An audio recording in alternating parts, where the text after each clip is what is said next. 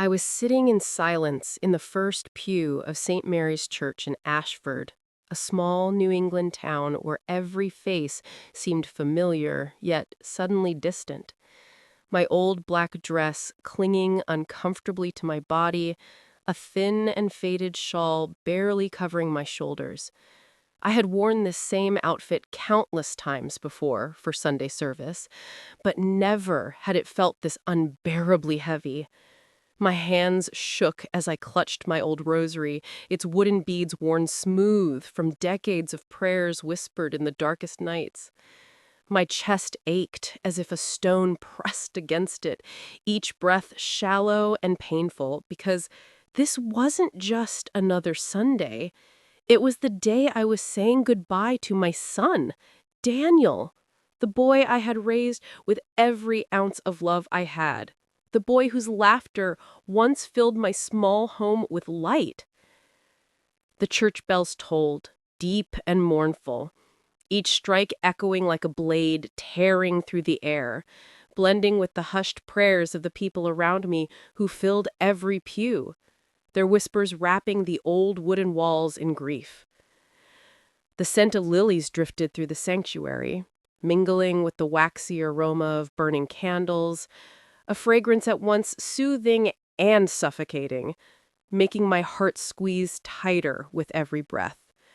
I couldn't bring myself to lift my head. Instead, I stared at my scuffed old shoes, terrified that if I looked up, I'd have to face the coffin at the altar, draped with lilies. Flowers sent by the Wallace family, the family of Emily, my daughter-in-law. Flowers as pristine and cold as their hearts. Emily stood there beside the coffin, her back straight, her eyes dry, not a single tear staining her flawless makeup. She wore a sleek designer dress and a silk shawl that glimmered in the candlelight. And every time she adjusted it with her delicate hands, it was as though she were playing a role she had rehearsed. My stomach knotted with rage and disbelief. This wasn't the woman my son once adored with every fiber of his being. She looked like a stranger now, someone unmoved by the tragedy before her. Her parents, Robert and Patricia Wallace, moved through the mourners with fake smiles and firm handshakes, repeating their rehearsed condolences as their sharp eyes scanned the crowd, as if checking whether anyone important had arrived yet. I tried to ignore them, but my mind kept circling back to Daniel, my Daniel, now lying lifeless in that coffin. Beside me sat my neighbor and dearest friend, Martha, who leaned close and whispered gently, "Evelyn, you need some water." Her voice was warm, laced with the kind of concern only someone who had shared a lifetime of hardships with me could offer. I only shook my head, unable to speak, my throat too tight with grief. I refused to cry in front of them, not because I hadn't cried already, but because I had cried so much in the past few days that I felt wrung dry, emptied out. My tears had fallen in torrents when I first got the news that Daniel had fallen from scaffolding at the construction site. They called it an accident. That's what everyone said. But a mother's heart knows better. Something deep inside me whispered that it wasn't just an accident. Something was wrong, terribly wrong. The priest's voice carried through the church, solemn words of farewell echoing against the old rafters, mingling with the heavy drone of the organ. I listened but didn't hear, each syllable slicing into my soul like a fresh wound. Daniel's old colleagues, fellow architects who once crowded my kitchen table with laughter and sketches, now walked past one by one, heads bowed, leaving behind wreaths of flowers and tears in their reddened eyes. My heart clenched as I watched them, remembering Daniel's smile when he'd talk about his projects, his dreams of building something lasting, his promise to build me a little white house with a porch full of chrysanthemums. That dream was buried now, under flowers and dirt. When the pallbearers began moving his coffin toward the cemetery gates, the sky darkened as if the heavens themselves mourned. A cold wind whipped through the churchyard, tearing at my veil, my hands trembling too much to fix it. My feet felt like they were sinking into the earth with every step as I followed, each movement heavier than the last, as if gravity itself wanted to pull me down into the grave beside my son. I wanted to scream, to throw myself onto that coffin, to demand him back from God, but all I could do was walk in silence, clutching my rosary until the beads dug deep into my palm. At the cemetery, the first shovelful of dirt struck the wooden coffin with a hollow thud that rattled through my bones. I crossed myself, tears finally spilling over, blurring my sight until Daniel's coffin was nothing but a dark blur swallowed by the earth. I whispered his name, but my voice broke, the sound strangled in my throat. And then, in the deafening silence of the cemetery, broken only by the patter of a sudden drizzle and the quiet murmur of mourners departing, something jolted me upright. My phone buzzed in my skirt pocket, a sharp, jarring vibration that thundered in my chest.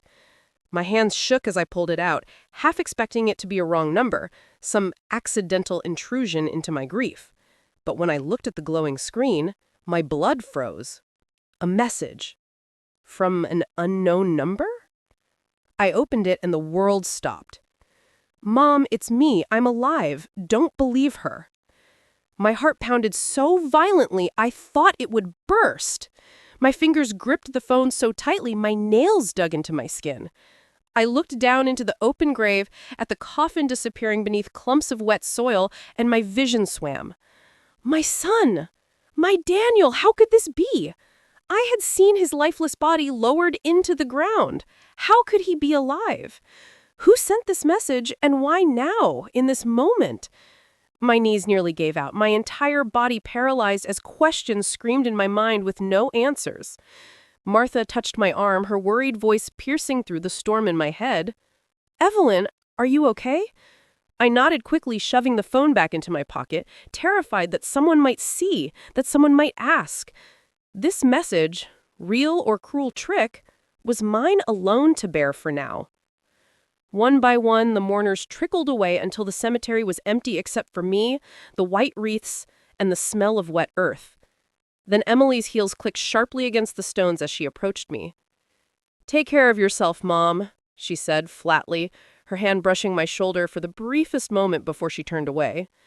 I caught Robert Wallace's gaze over her shoulder, cold, cutting, a silent warning. Then, just like that, they were gone, leaving me standing in the rain with the weight of loneliness pressing on me like a shroud. The drizzle turned into steady rain, soaking my shawl, mixing with the tears on my face until I couldn't tell one from the other. I lingered by the grave until the ground was muddy and my shoes ruined, until the cemetery emptied into silence before finally dragging myself back to my house, an old clapboard home with creaking floors and memories clinging to every corner. The door groaned as I pushed it open, releasing a musty gust that smelled of years gone by. I slipped off my soaked coat, hanging it on the worn peg where Daniel once hung his baseball cap as a boy, and for a moment it felt like the house sighed with me, grieving too. The dining table sat coated in dust, chairs out of place as if waiting for family long gone. I flicked on the old lamp, its dim yellow glow illuminating the crooked family photo on the wall. Me, younger, with dark hair, smiling with my two boys. Daniel, his grin wide and fearless, and Ethan, the timid foster son I had raised as my own, his shy smile pressed close to his brother's. I tightened my throat as I traced their faces with my eyes, memories flooding in. My boys playing tag in the yard, arguing over who could climb the oak tree faster, begging me to make chili on Christmas Eve. Daniel had always wanted to put the star on the tree himself, while Ethan carefully placed every paper ornament I cut out by hand. I remember the day I found Ethan, a scrawny boy hiding in the back pew of this very church, clutching a torn Bible with hollow eyes.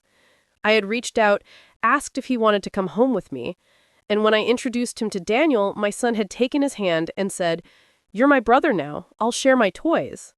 From that day, we were a family, not by blood, but by bond. Ethan had gone off years ago, studying in another state, leaving Daniel and I alone together in this house, our little world shrinking, but still warm. And now Daniel was gone too. Or maybe not? I sank into the old armchair, tears spilling again as the rain beat against the windows. I closed my eyes, memories and grief pulling me under, until the phone buzzed again in my pocket. My trembling hands pulled it out, dread and hope battling inside. Another message. Short and chilling. Don't eat or drink anything they give you. They want you gone. The phone nearly slipped from my hands as I read those words over and over again, the letters glowing on the cracked screen like some cursed warning carved into stone. Don't eat or drink anything they give you. They want you gone. My pulse thundered in my ears, the room spinning around me as though the walls of my old house were closing in. My knees buckled and I sank back into the armchair, clutching the phone to my chest like it could somehow shield me from whatever nightmare had already begun. My mind raced, replaying the funeral, the dry eyes of Emily, the piercing stares of her parents, Robert and Patricia, the way she had placed her cold hand on my shoulder like a stage actress closing a scene. And now this message, so precise, so urgent, sent to me right after Daniel was lowered into the earth. The rain outside hammered against the windows, each drop echoing like a countdown. My throat felt like sandpaper, my mouth dry, but I didn't dare even sip the glass of water I had poured earlier. I shoved the phone into my sweater pocket just as headlights cut through the curtain of rain outside. A black sedan, sleek and polished, pulled up to the curb in front of my house. My heart leapt into my throat as the doors opened and out stepped Emily and her mother, Patricia. Both dressed immaculately, as if they had come straight from some gala instead of a funeral. Emily carried a basket lined with a checkered cloth, the faint smell of fresh pastries drifting toward me, while Patricia clutched a polished silver thermos.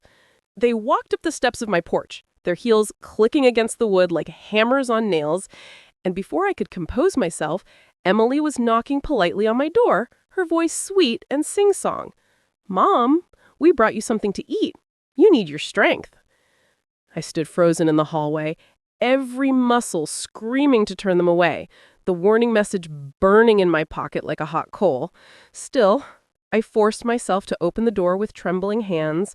Rain sprayed across the porch, soaking the hem of Emily's designer dress.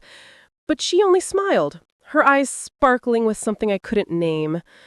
"We thought you might not have eaten today," she said as she stepped inside without waiting for me to invite her, Patricia following close behind with a smug grin. The smell of cinnamon and butter filled the room as Emily placed the basket on my table, pulling back the cloth to reveal an assortment of warm, golden pastries. "Your favorite," she cooed, picking one up and holding it out toward me. My stomach churned. I glanced at the flaky crust, the glistening sugar, and felt bile rise in my throat. Patricia's voice cut through the tension, sharp and condescending. "At your age, Evelyn, you need to keep your strength up. A little something sweet will keep you from wasting away." My hands shook as I forced a smile. "Thank you. That's very kind. I'll have one later." I stepped toward the kitchen, pretending to fetch a glass of water, but really just needing to breathe, to think. When I returned, I found Martha, my neighbor, standing hesitantly at the open doorway, rain dripping from her umbrella. She must have seen the car outside and grown curious. I seized the chance. "Martha," I said brightly, too brightly, "you should try one of these. Emily brought them." Emily's painted smile faltered for the briefest moment, but then returned, wider than ever. "Yes, Mrs. Baker, please have one." Martha plucked a pastry from the basket and bit into it, nodding politely. My eyes darted between her and the phone burning in my pocket, my chest tight with dread, but nothing happened. No instant collapse, no choking. Still, I couldn't shake the feeling that poison dripped beneath the sugar glaze. Emily and Patricia chatted idly about how generous they were to come by, their words dripping with rehearsed sympathy. But every syllable carried a hidden edge. When they finally rose to leave, Patricia clasped my hand with surprising strength, her nails digging into my skin as she leaned close, her perfume suffocating me. A widow should know when to keep her mouth shut. It's safer that way.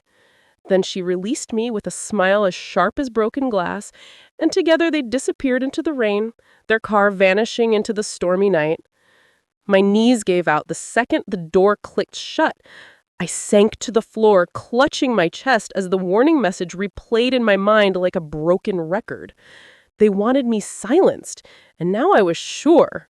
Robert, Patricia, and Emily were behind whatever happened to Daniel. But why? For money? For control? I stumbled into Daniel's old room, desperate for comfort, only to be met with dust-coated blueprints scattered across his drafting table, abandoned sketches of buildings he had once dreamed of. My fingers traced the lines he had drawn, each one a fragment of his passion, his life. And then, under a pile of papers, I found it. A folded, crumpled note, hastily tucked away as though he had meant for someone to find it later. My breath caught as I opened it, the shaky handwriting nothing like Daniel's careful script. Mom, if something happens to me, find Ethan. They don't just want me gone, they want you too. My hand shook so badly I nearly dropped the paper. My son had known. He had known he was in danger. My throat tightened, tears spilling freely as I pressed the note to my chest.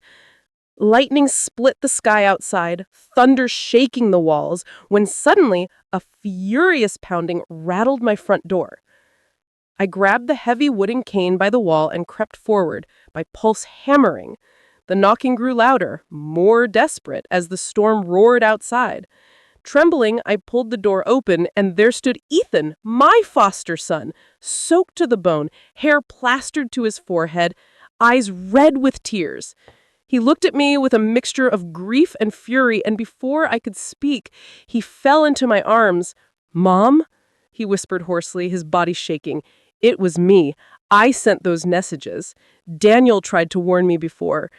His voice cracked, and he pulled a phone from his pocket, the screen lighting up with videos and texts. You need to see this. The storm outside rattled the old windows as Ethan and I sat at the kitchen table, the weak glow of the lamp casting long, trembling shadows across the room, and my heart pounded so loud I could barely hear his voice as he unlocked his phone with shaking hands and pulled up a string of messages from Daniel. Short, desperate bursts of texts that looked nothing like the carefree words my son used to send. These were raw, fractured, filled with fear. They're forcing me to sign. They're making me write a will. If I refuse, they'll hurt Mom. And my throat tightened as Ethan scrolled further until finally he pressed play on a video file, and there was Daniel, my boy. His handsome face drawn and pale, dark circles bruising his eyes, his hair unkempt, his voice raspy with exhaustion, speaking straight into the camera as if he were reaching through the screen to me. They're making me take out a life insurance policy, Mom, with Emily as the only beneficiary, and they're threatening you if I don't do it. If anything happens, Ethan, protect her, protect Mom. And before I could even breathe, another video loaded. Daniel again, this time looking worse, his voice shaking, but his eyes burning with defiance. When the money ran out, they forced me to sign the will too. Everything to Emily, nothing to you, nothing to anyone else. They even want you to sign something so when you're gone, it all funnels back to her. I won't let them, Ethan. If they touch Mom, I'll tell the police everything. And then the video ended, the screen going black, leaving only the sound of the rain hammering the roof and the pounding of my own heart, my fingers clutching at the edge of the table so tightly I thought the wood might splinter beneath them. Because in that moment, every suspicion, every cold glance, every dry-eyed smirk from Emily and her parents snapped into place like shards of broken glass, forming the truth.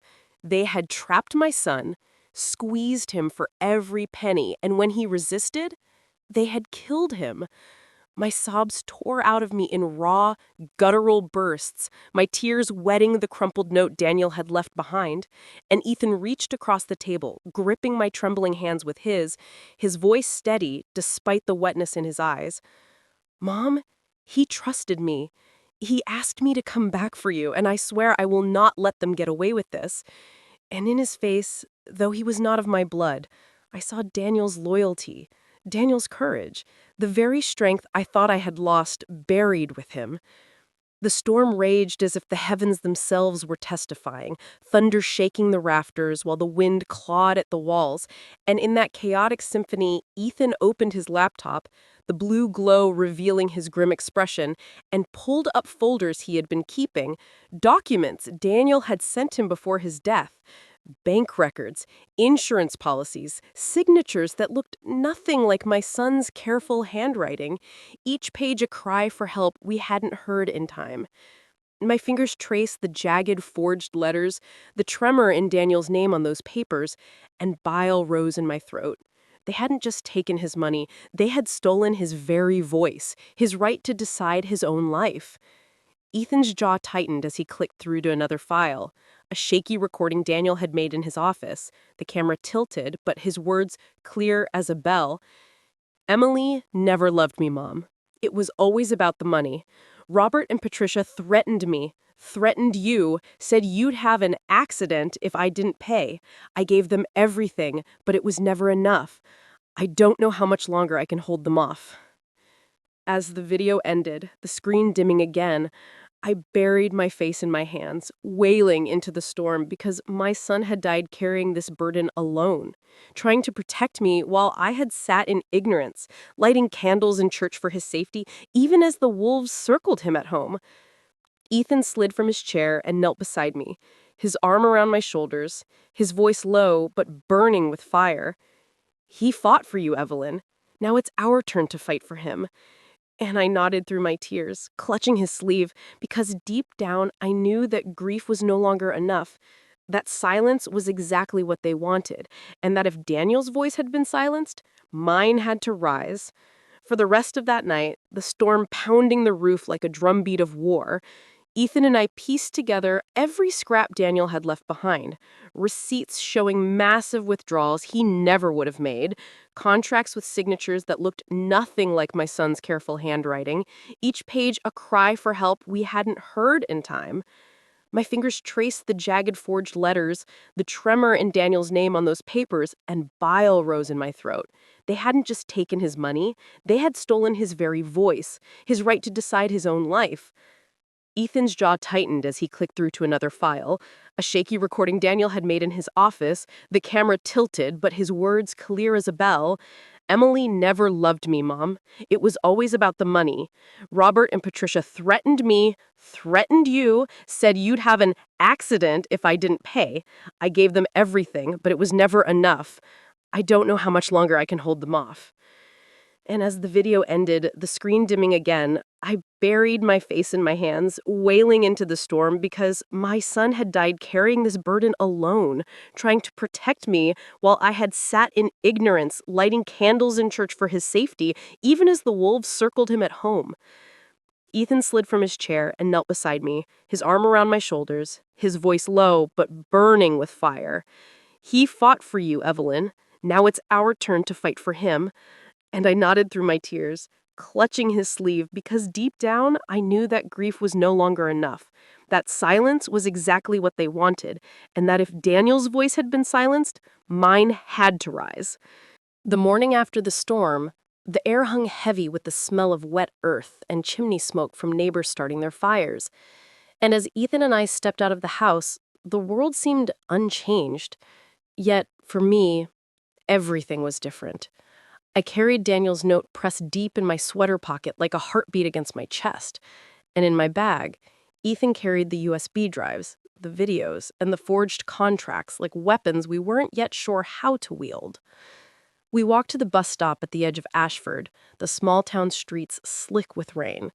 And as we passed the bakery on Main Street, the scent of fresh bread wafted out, and I thought of Emily's basket from the night before, bile rising in my throat at the memory of Patricia's whisper, A widow should know when to keep her mouth shut.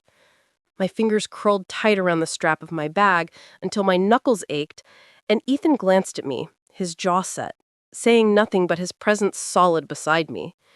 We boarded the bus bound for Hartford, where Daniel had banked and worked.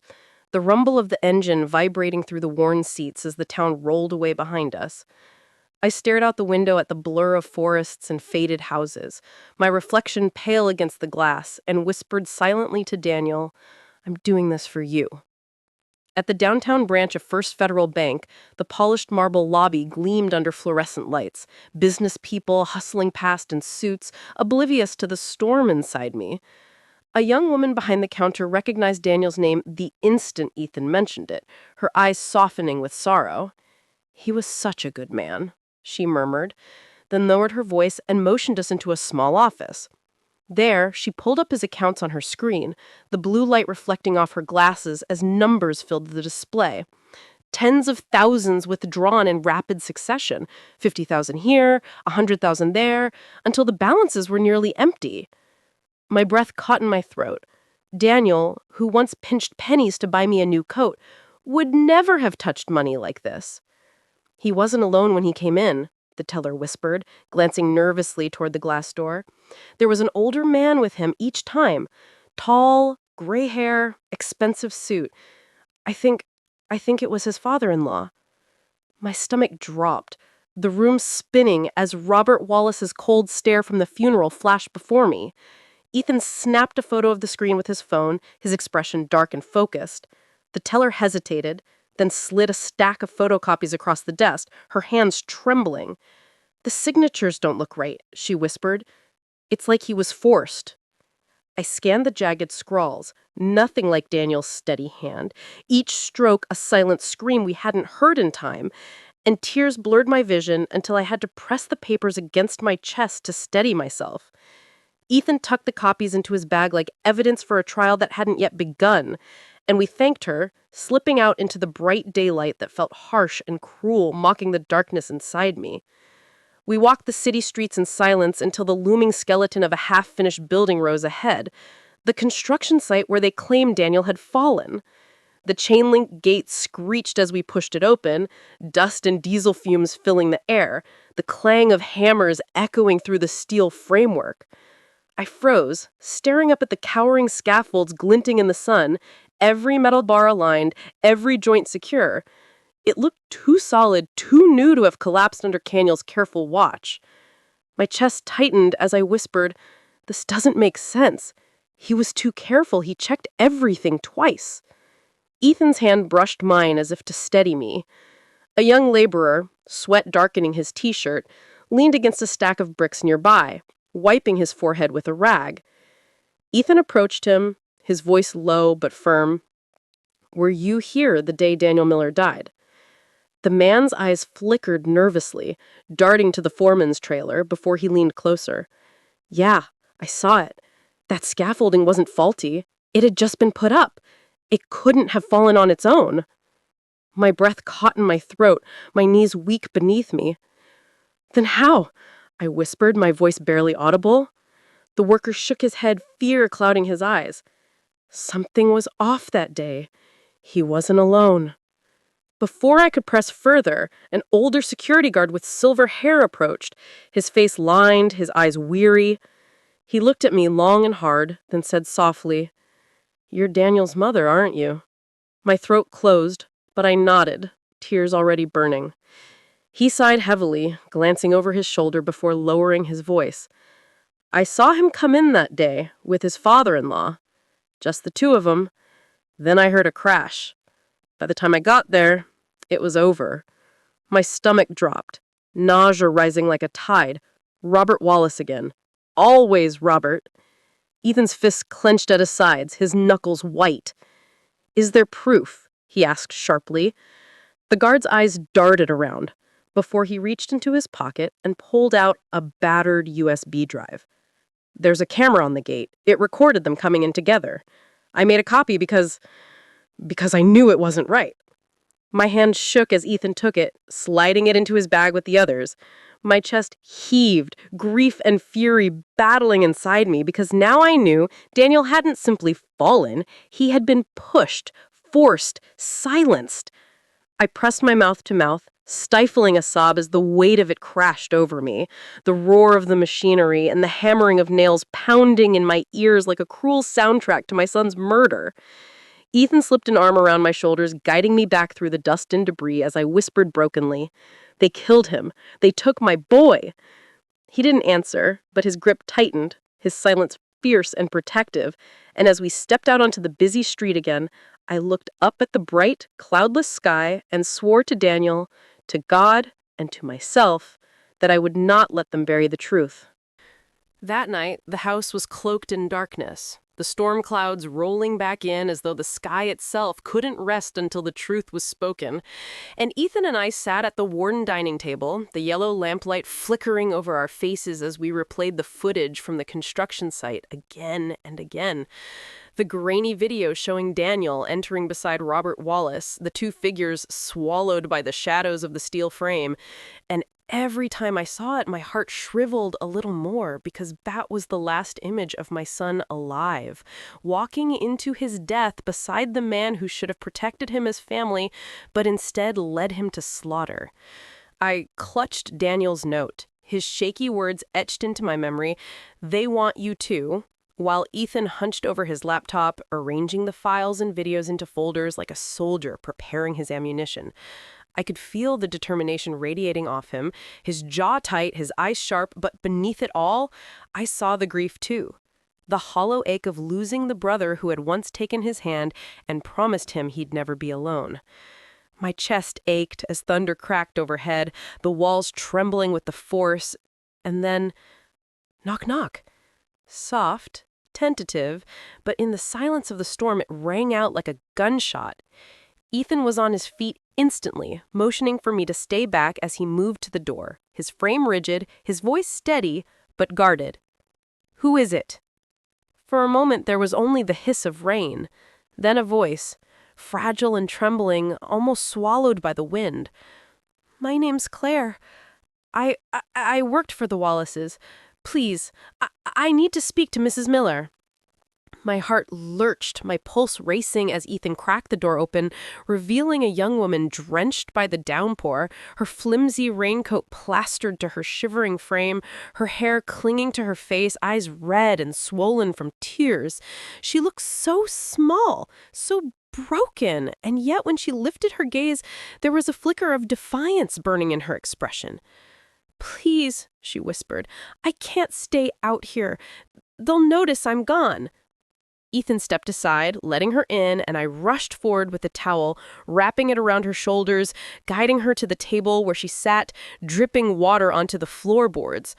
Her hand shook as she pulled a battered phone from her pocket, the screen cracked, the casing scratched, and she held it out like it was the only thing tethering her to courage. I recorded something," she said, her voice breaking. I didn't mean to at first, but I couldn't just keep quiet anymore. Not after what they did to Daniel. Not after what they said tonight." My breath caught as Ethan leaned forward, his eyes locked on her. "What did they say?" She swallowed hard, her knuckles white around the phone. "Emily was furious. She told Robert he shouldn't have pushed him so soon, that they lost time to force you into signing the policy, Mrs. Miller. And Patricia..." Claire's voice faltered, tears filling over her lashes. "Patricia said if you didn't sign, they'd have to make sure you went quietly." My stomach twisted violently, bile rising as I pressed my hand over my mouth, the room spinning around me. Ethan's fists clenched against the table, his face carved with rage. Claire's trembling finger tapped the phone, and the recording played. Muffled voices at first. Then Emily's shrill tone cutting through like a knife. "You pushed him too soon, Dad. Now Mom might not sign and we're losing everything." Then Robert's gruff reply, defensive. He was about to tell her everything. I had no choice. And finally Patricia, icy, deliberate, each word a dagger. "If Evelyn won't sign, then she'll have to be taken care of. A widow should know when to stay quiet." My entire body went cold, my fingers tightening around the rosary in my hand until the beads bit into my skin, my tears spilling unchecked down my face as the truth seared itself into my bones. Daniel hadn't just died, he had been murdered. Plotted against by the very people who had smiled at me across pews, who had pretended to be family. I collapsed back into my chair, sobs shaking me, while Claire covered her face with her hands, her small body racked with guilt.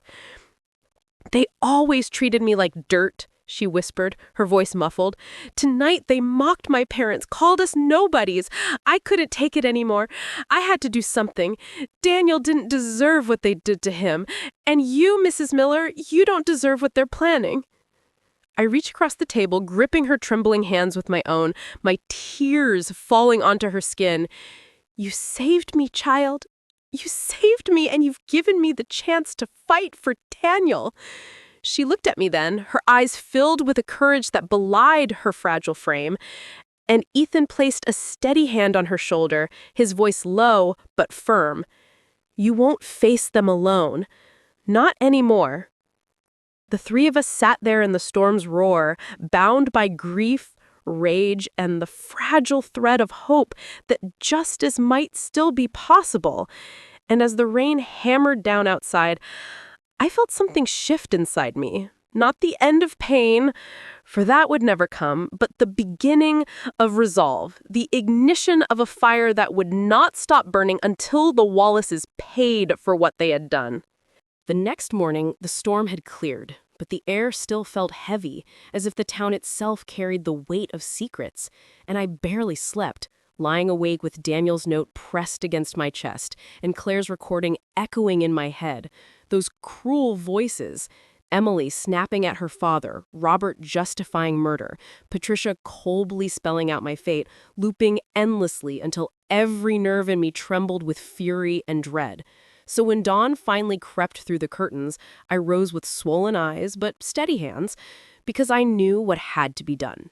Ethan was already awake, pacing the kitchen with a mug of black coffee, his laptop open, files and copies spread across the table in meticulous order, and when I entered, he looked at me with a mixture of grief and resolve.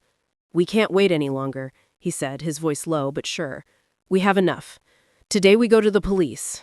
Claire emerged timidly from the spare room where she had slept, her eyes puffy but her chin lifted with quiet bravery, and she clutched her cracked phone like a lifeline. "I'll testify," she whispered, her voice shaking but determined. "They can't keep getting away with this." I nodded, pulling my old coat tight around me, feeling the weight of my rosary in my pocket, and together the three of us stepped out into the cool morning air, walking the narrow streets of Ashford toward the police station, our shadows stretching long on the pavement as if the whole town watched us carry Daniel's truth. Inside the small precinct, the hum of fluorescent lights buzzed over the low murmur of officers typing reports. And the moment I stepped up to the front desk, my knees threatened to give way, but I steadied myself and placed Daniel's note, the photocopied bank records, the forged contracts, the USB from the construction site, and finally Claire's phone onto the counter. "My son was murdered," I said, my voice trembling but loud enough to silence the room, every eye turning toward me. An older officer, with kind but weary eyes, led us into a private office, listening intently as Ethan laid out each piece of evidence, his voice clipped with barely contained anger, while Claire replayed her recording, the voices of Emily, Robert, and Patricia Walls filling the small room with their damning words. The officer's jaw tightened as he scribbled notes, his eyes flicking to me with something between pity and admiration. "Mrs. Miller," he said gravely, "we will open a formal investigation immediately. This is serious. You've done the right thing." Relief flooded me, mingled with fresh tears, because for the first time since the coffin was lowered into the ground, I felt I wasn't carrying Daniel's truth alone. By afternoon, whispers spread through Ashford like wildfire. The Wallaces had been taken in for questioning, officers escorting them from their grand colonial house on the hill, while neighbors gathered at their fences, murmuring in shock. Martha rushed to my porch, gripping my hands with tears in her eyes. "Evelyn, I can't believe it. All this time they made us think it was an accident." I nodded numbly, my heart heavy but burning with the fierce satisfaction of knowing the mask was cracking. That night, the local news carried the story. Prominent Hartford family arrested on suspicion of insurance fraud and homicide. And seeing their faces on the television, no longer smug but pale and strained, sent a shiver down my spine. Emily's once perfect hair hung limp around her face. Robert's arrogant scowl faltered into panic. Patricia's icy composure cracked at the corners, and I knew this was only the beginning. Still, as I sat with Ethan and Claire, the glow of the TV casting shadows across the room, I whispered to myself, to Daniel, "We've started, my son. We've taken the first step." Yet, deep down, beneath the flicker of hope, a gnawing fear lingered. Because if the Wallaces had been bold enough to murder Daniel in broad daylight and plan my own death without hesitation, what else were they capable of? And could justice truly be wrestled from people who had lived their whole lives believing money and power put them above the law? The questions haunted me as the night deepened, but one thing was certain. I would not turn back. The day of the trial arrived like a storm long foretold, and though the courthouse in Hartford was a place I had walked past many times in my life, I had never once stepped inside. Never imagined I would be there not as a spectator, but as a mother fighting for justice for her murdered son. And as I pushed through the heavy double doors, the buzz of voices, the clicking of heels, and the rustle of papers filled the cavernous room, each sound magnified by the pounding of my heart. The benches were packed. Neighbors from Ashford who had known Daniel since he was a boy, co-workers from his firm who had admired his brilliance, even strangers drawn by the scandal of a wealthy, respected family on trial for greed and murder. I sat in the front row, my rosary wound so tightly around my fingers that the beads dug little crescents into my skin. Ethan on one side of me, his jaw set, eyes blazing, and Claire on the other, her hands trembling but her back straight, as if willing herself to be stronger than her fear. Across the room sat the Wallaces, no longer dressed in finery but in prison jumpsuits. Their arrogance cracked but not destroyed. Robert's eyes darted around the room like a cornered animal. Patricia held her chin high but her lips pressed into a thin line. And Emily, once perfectly put together, stared down at her lap, her hair disheveled, the dark rings under her eyes a far cry from the polished mask she had worn at Daniel's funeral. When the judge entered, an older man with silver hair and a gaze so stern it silenced the room, the air grew heavy, and the prosecutor rose to present the case. Piece by piece, he laid out the story Ethan and I had pieced together in grief. The massive withdrawals Daniel never would have made, the life insurance policy naming Emily as sole beneficiary, the will that left everything to her, the forged signatures that trembled on the page, the security footage of Robert leading Daniel into the construction site, and finally, the recordings Claire had risked everything to capture, the cruel voices echoing across the courtroom. Emily snapping, "You pushed him too soon!" Robert snarling, "He was about to tell his mother." Patricia's icy decree, "If Evelyn won't sign, she'll have to be taken care of." Gasps rippled through the crowd, whispers swelling until the judge banged his gavel and demanded silence. I stared at the Wallaces, my tears burning, my rage barely contained, because each time those voices played, I relived Daniel's last days, his fear, his desperation, his courage to leave behind scraps of warning for us. The defense attorney sputtered, claiming the evidence was circumstantial, the recordings fabricated, but the judge's glare silenced him more than once. And when it came time for witnesses, the room seemed to hold its breath. Claire rose first, her hand shaking as she was sworn in, and for a moment she looked so small I feared she would crumble, but when she began to speak, her voice carried with remarkable strength. She told of years spent working in the Wallace household, the insults, the arrogance, the way they treated her and her parents like trash. And then she described the night of Daniel's death, the argument she overheard, the words that made her blood run cold. And as she replayed the recording again for the court, I saw the jurors shift uncomfortably, their faces tightening with disgust. Robert slammed his hand on the table, his face red, shouting, "She's lying! She's just a maid, nothing more!" But the judge's gavel cracked against the bench, his voice sharp. "Sit down, Mr. Wallace. Her testimony stands." Claire's eyes flicked toward me then, and in them I saw both fear and defiance, and I mouthed, "Thank you." tears sliding down my cheeks. Then it was my turn, and as I walked to the stand, my knees trembled, but I held Daniel's note in my hands, gripping it like a lifeline. I told the court about my son, not just the architect they tried to erase, but the boy who once ran barefoot in our backyard, who shared his toys with the foster brother I brought home, who dreamed of building me a house with white chrysanthemums out front. I spoke of the funeral, of the dry-eyed smirks, of the message that had come to my phone just as the dirt hit his coffin. "Mom, I'm alive. Don't believe her." And the courtroom shifted uneasily, the jurors leaning forward as if pulled into my grief.